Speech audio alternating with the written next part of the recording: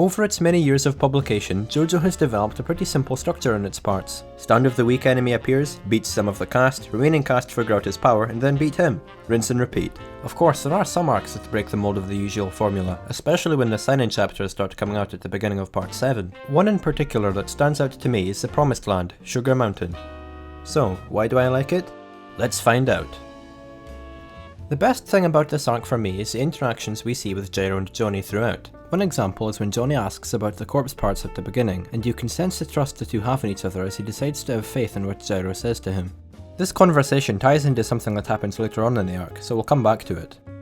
The analysis of the race from the two at the beginning does a good job of getting us interested in events ahead, as we hear about where the rivals could be at this moment. The recap of the scores shown especially does a good job of this, as it helps to show us the obstacles ahead and allows us to see the progress we've made to get to the point we're at. The first chapter has a foreboding vibe to it, with the Sugar Mountain spring stand and the 11 men proving troublesome for the cast. It creates an interesting scenario as we're left to imagine how the duo can get out of a battle on two fronts.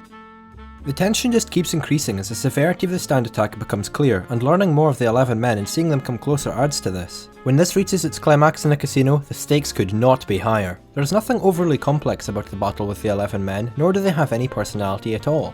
It's a pretty straightforward fight for JoJo, and heck, it's fun to see people duke it out with revolvers. The body slide ability the men possess is a pretty basic one, but it's interesting to see the teamwork the stand possesses. It also works well in breaking up the Sugar Mountain situation with something more traditional for JoJo standards.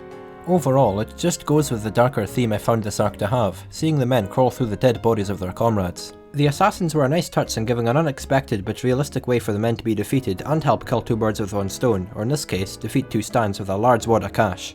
However, out of everything though, I particularly love the ending where Gyro starts to transform again. Johnny's selfishness comes through, and it makes sense, because at the end of the day, he isn't a good guy. He's in the race for himself, and it's interesting to see development on his part as he agonises over what to do about Gyro.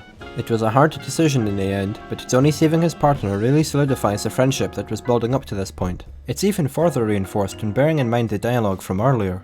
It was also nice to see more of Gyro's backstory being revealed in a way that related to the situation, and you could sense that he had real respect for Johnny after he was saved by him. The reason this arc stands out to me is because there isn't a satisfying conclusion for the protagonists. There isn't a happy ending, and the only winner is Valentine since he gained 2 corpse parts. Despite this, there's something quite beautiful about seeing our two main characters having a toast in the middle of the snow. They may have lost everything, but they'll still move forward, to the next part and the goal. Thanks for watching guys, I'll see you later.